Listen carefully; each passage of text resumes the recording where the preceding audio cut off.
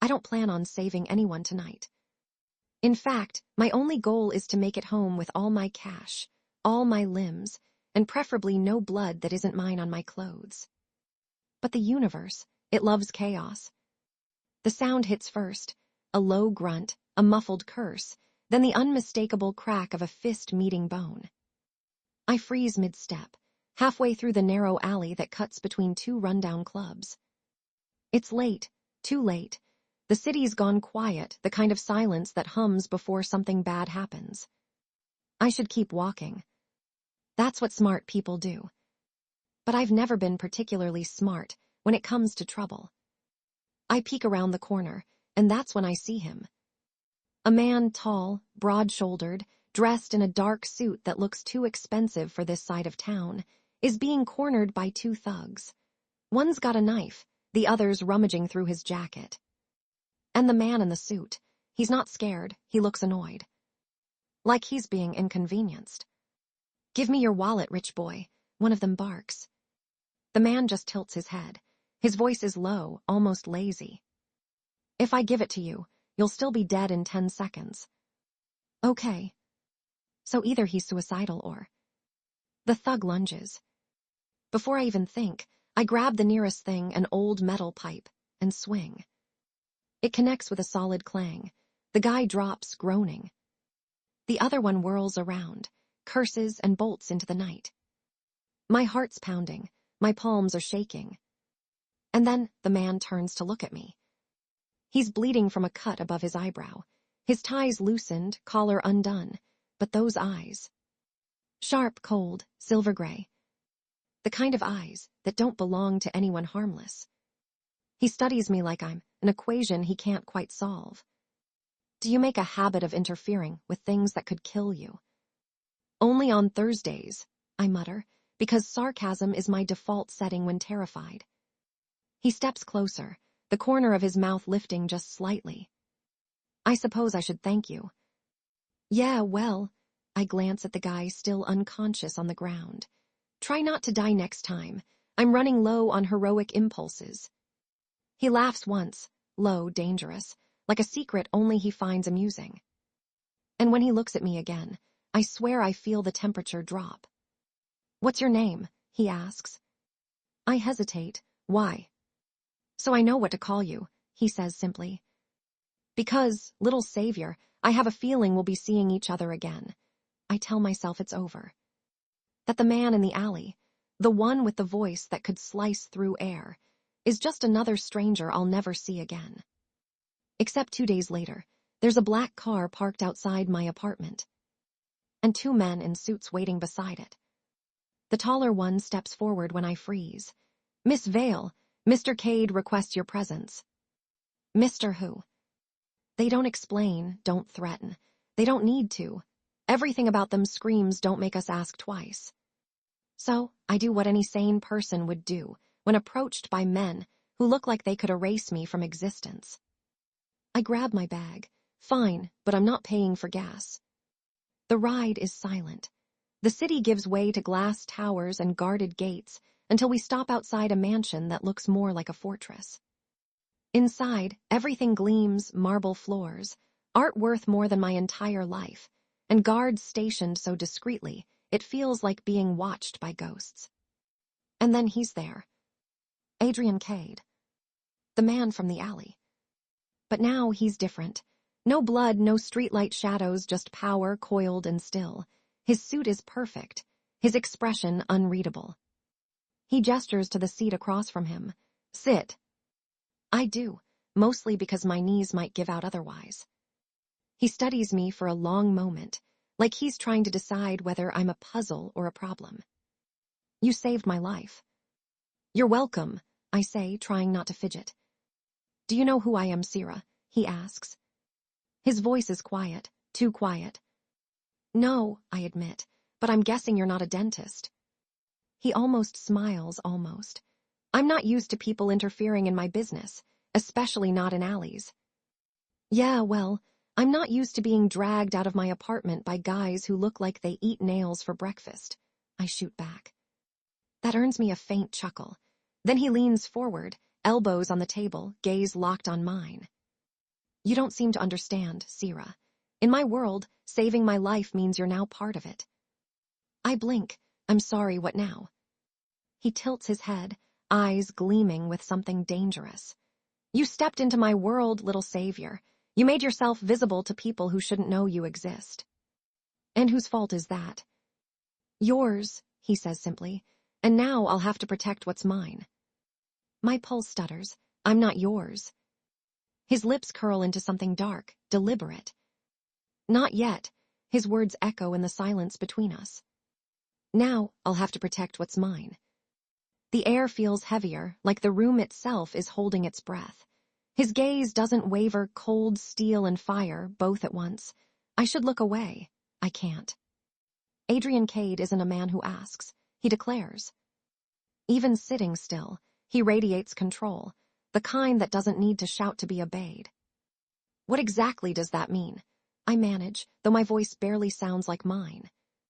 He stands, slow and deliberate, the sound of his footsteps low against the marble. When he stops behind me, I can feel him, the warmth of his body, the steady calm that feels more dangerous than any threat.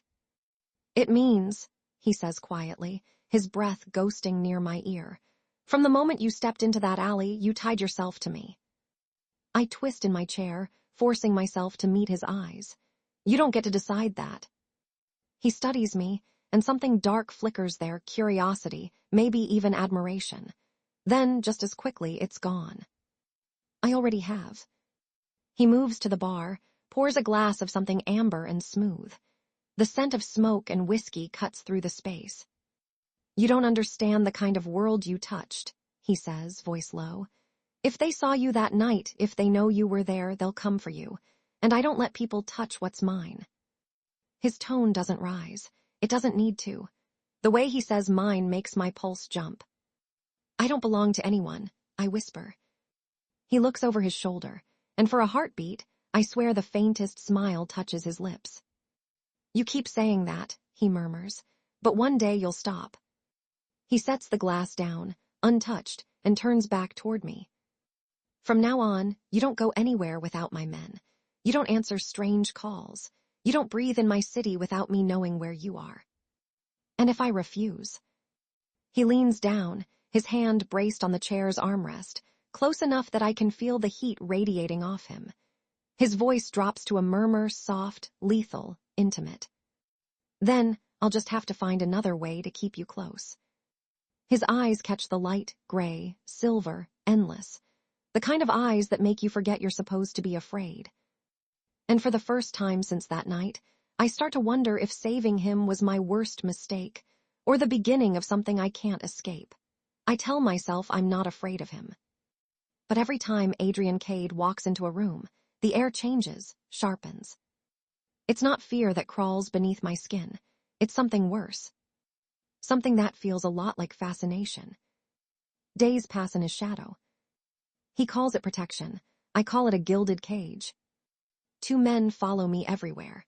The car that takes me to work isn't mine. The phone I use now belongs to him. And whenever I start to protest, his voice, calm, deep, threaded with quiet steel, ends the argument before it begins. You wanted to be safe, didn't you, Sierra? He never raises his voice. He doesn't have to. Tonight, he comes to the penthouse where he's been keeping me safe. I hear him before I see him, the click of his shoes against the marble, steady and certain. I'm standing by the window, the city glowing far below, when his reflection joins mine in the glass. You're restless, he says. I don't turn. I'm a person, not a possession. His hand slides into his pocket. I never said you weren't, but you are under my protection. Same thing. He moves closer, slow, deliberate, until his reflection fills the space behind mine. You still don't understand, do you? His voice drops, low and rough. If I hadn't intervened, you'd already be dead. And now I'm a prisoner instead.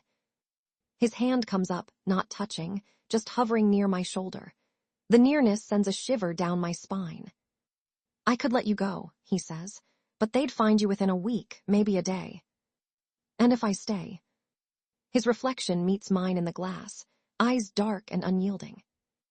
Then I can keep you alive. I turn, finally facing him. We're too close, his presence, his heat, the scent of him. It's infuriating how steady he looks, while my pulse is all over the place. You think you can control everything, I say quietly.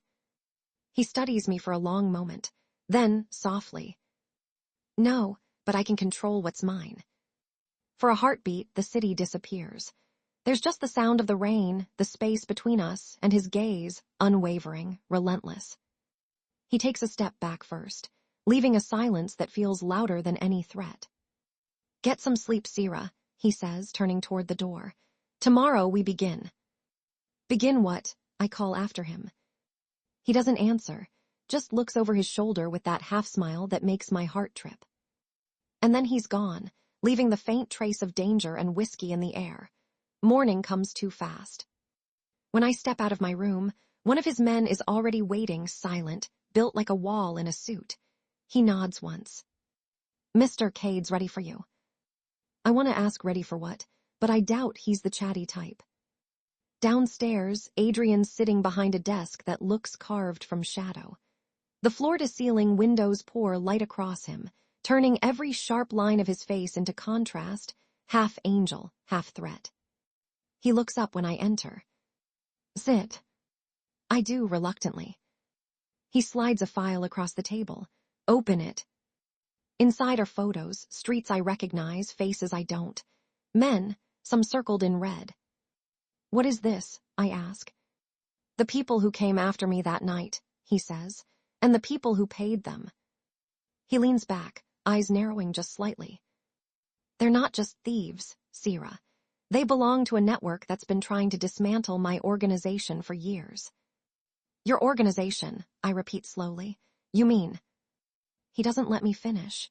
You wanted the truth. This is it. I run things in this city that keep other monsters out. You may not like my methods, but they work. I stare at him. So you're the lesser evil. He tilts his head. You tell me. I don't burn the city. I control who gets to light the match. There's no guilt in his tone. No pride either. Just fact. I should be terrified. I should stand up, walk out, and never look back. But I don't. Because beneath that cold exterior, there's something else. Something that pulls at me even as every instinct screams run. He notices. Of course he does. You're not afraid, he says, almost curious. I'm not stupid, I shoot back. You just told me you run a criminal empire. And yet, he says softly, rising from his chair, you're still here. I swallow. Maybe I want to understand. He circles the desk, closing the distance until we're inches apart. Understanding me, he murmurs, is dangerous. So I've been told. He studies me, not just my face, but the way I stand, breathe, resist. Then, slowly, he reaches out. Not to touch, just close enough for his fingers to hover near my chin, like a silent question. His voice lowers, velvet and threat intertwined. I built this world from nothing, Sira. Every inch of it is paid in blood. You stepped into it when you saved me. You can't unmake that choice. My pulse stutters, but I meet his eyes anyway. And if I refuse to be part of it? He smiles faintly. Then you'll force me to teach you how deep it really goes.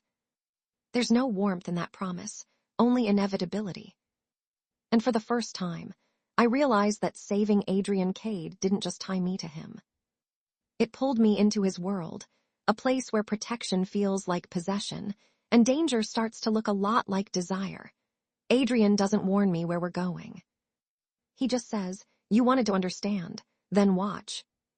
The car cuts through the city like a blade, all tinted glass and silence. I keep my gaze on the blur of lights outside, but my thoughts won't stop circling the same truth. He's not a man with power. He is the power. We stop at a warehouse by the docks, not the kind you stumble into by accident. Men wait outside, silent and armed. They step aside the moment Adrian gets out. No words, no questions, just obedience. He doesn't look back to see if I'm following. He knows I will. Inside, the air smells of metal, salt, and money. There are crates, ledgers, and a dozen men moving with quiet precision. When they see him, They straighten not out of respect, but out of fear dressed as loyalty. "This is your world," I murmur. He glances at me. "It's not mine," he says softly. "It's what I had to build to survive it."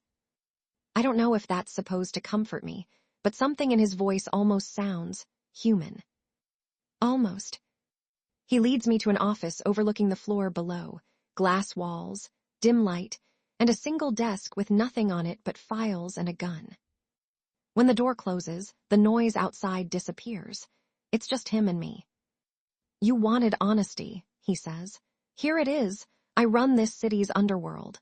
The people who cross me don't get second chances. You wanted to save me that night. Now you'll see what it is you saved." He steps closer. I should move back, but I don't.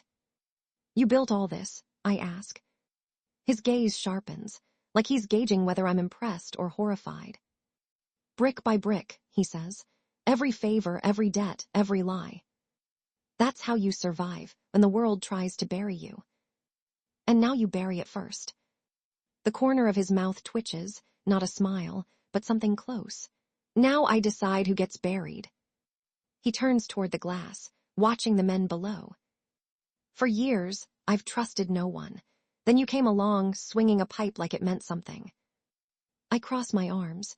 "You make that sound like a crime." He glances over his shoulder. "No, it's the only reason you're still breathing." There's something in his tone, not softness, but sincerity stripped bare. It feels like standing near a fire and pretending you're not drawn to the heat. When I look at him, I see the man who could end a life with a word, and the one who, for some reason, hasn't let anyone touch mine. "Why me?" I whisper. Adrian's eyes meet mine, and for once the cold in them isn't perfect. It fractures just a little. "Because you looked at me," he says quietly, "and didn't see a monster." The words hang between us, heavier than any confession. And in that moment, I understand why this world obeys him. Because even when he's terrifying, even when he's wrong, there's a part of you that believes him. The first sign comes at dusk. I'm back at the penthouse, the city glowing beneath me like spilled gold, when my phone buzzes. Unknown number. I don't answer. I should have. A second later, a photo appears grainy, taken from across the street. It's me, standing at my window.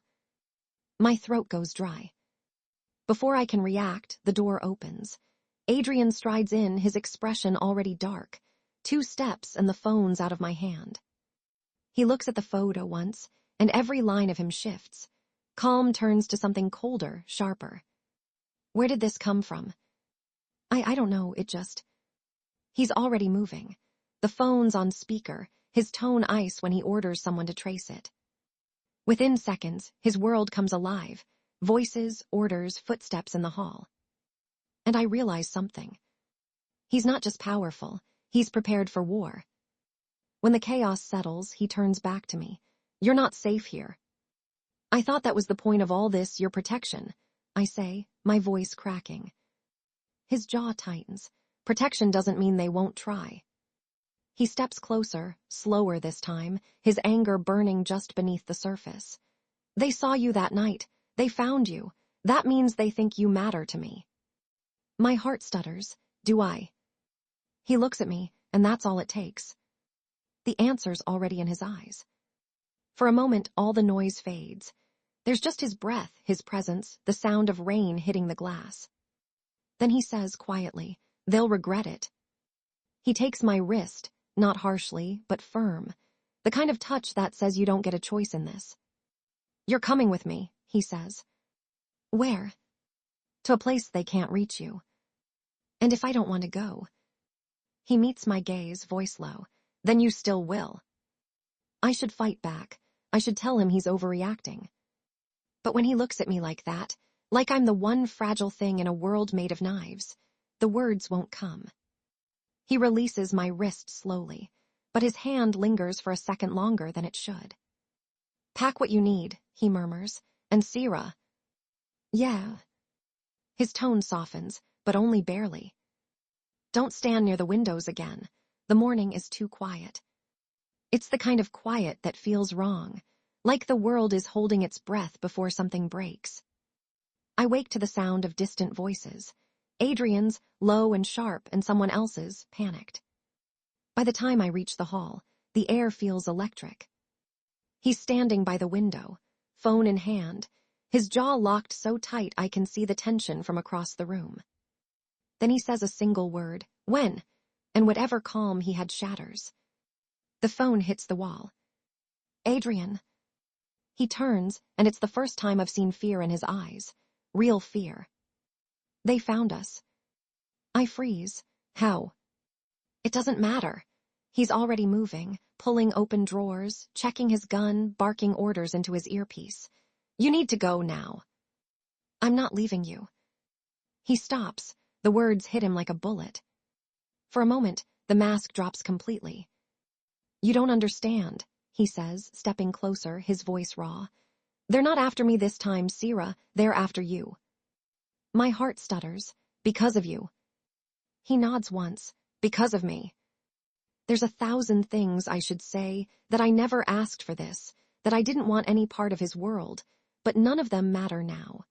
Because beneath all his control, all that cold fire, I can see it, the panic of a man who knows what it's like to lose everything. He grips the edge of the desk, knuckles white.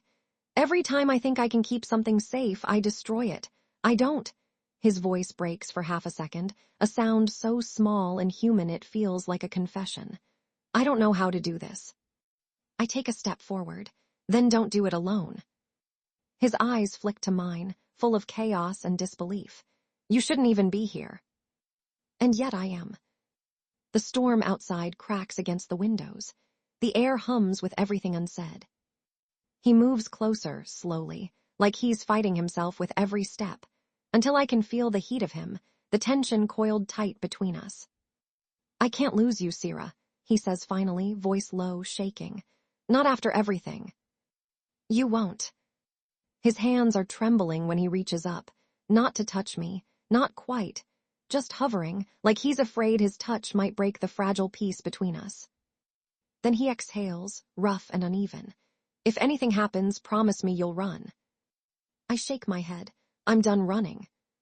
For a heartbeat, he almost smiles, but it's gone as quickly as it comes. Then he pulls me into his arms, holding on like the world outside doesn't exist. And for that moment, maybe it doesn't. Because in the middle of all the danger and fear, his walls finally crumble. And I see him, not the devil they call him, not the man everyone fears, just Adrian. Broken, human, mine. It starts with the sound of breaking glass. One shattering window. That's all it takes for the night to fall apart. I don't even think. I move. Adrian's already between me and the noise, gun drawn, every line of his body coiled tight. But then another crash, this one closer. "Stay behind me," he says, voice low, calm in a way that makes my heart ache. "Adrian." He doesn't look back. Now Sierra. There's something different in his tone, not command, not control. Fear. The power cuts. The room falls into darkness, broken only by flashes of lightning through the windows. For a moment, all I can hear is rain and the pounding of my own heartbeat. Then gunfire, close. He shoves me down behind the heavy desk, just as a bullet splinters the wall above us.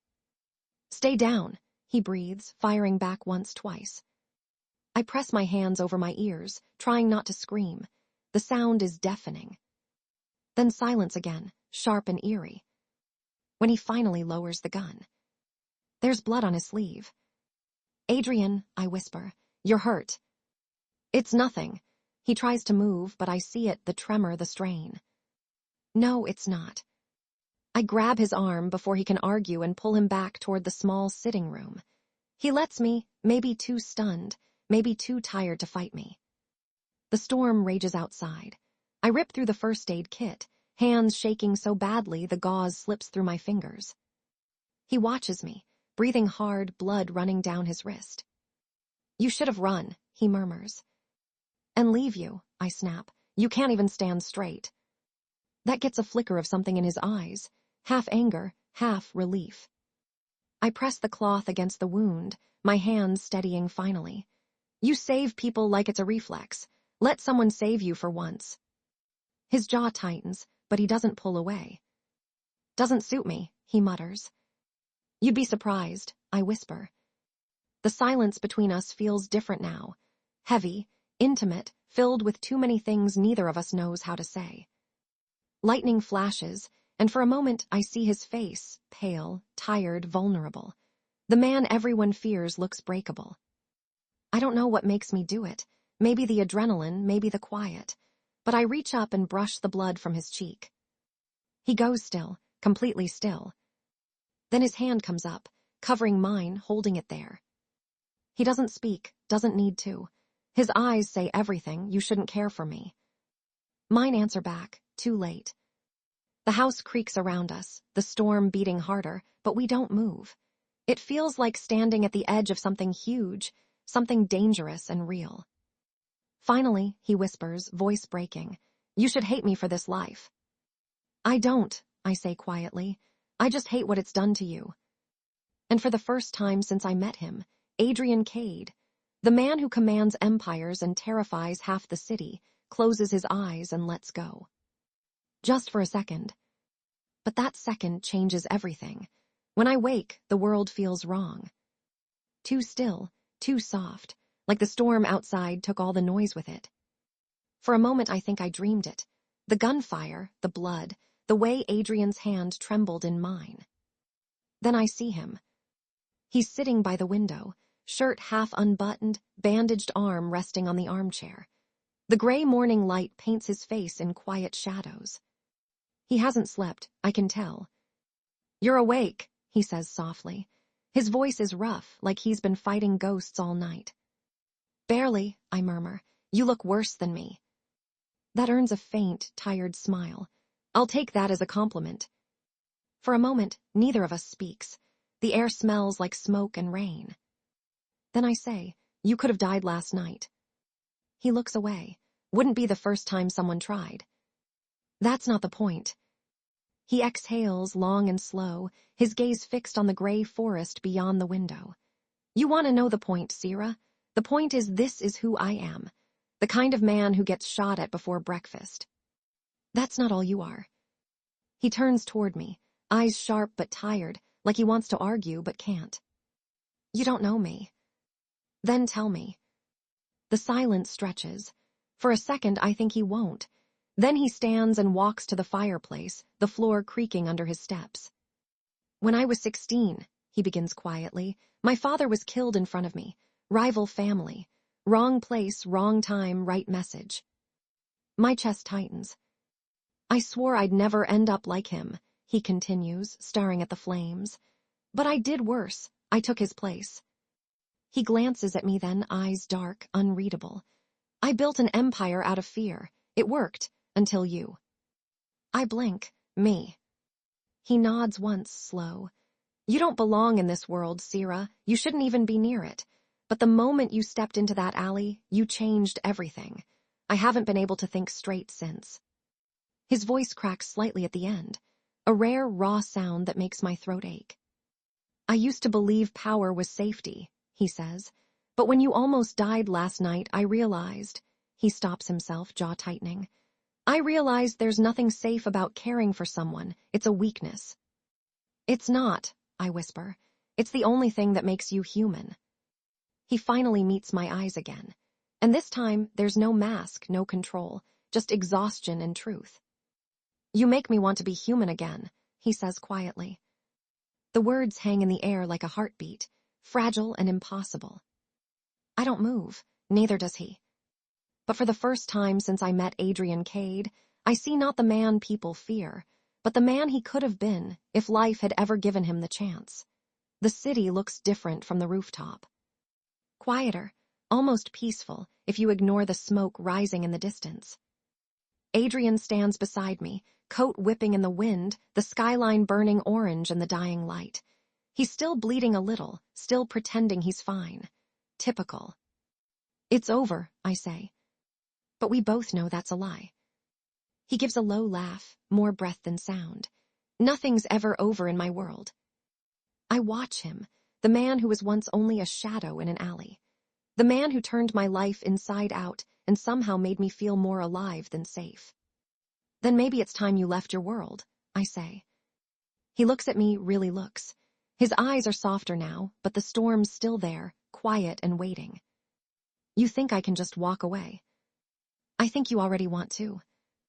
For a moment, the wind is the only thing between us. Then he steps closer, slow, deliberate. His hand finds mine, rough, warm, trembling. You should hate me for what I've done, he says.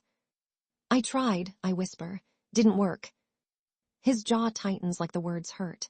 If I stay, you'll never be free. If I go, they'll come for you. Then we stop running, I say, together. He exhales, the sound of a man who's fought every battle but this one. I don't know how to be anything else, Sierra. Then learn. The sun dips lower. The city hums beneath us.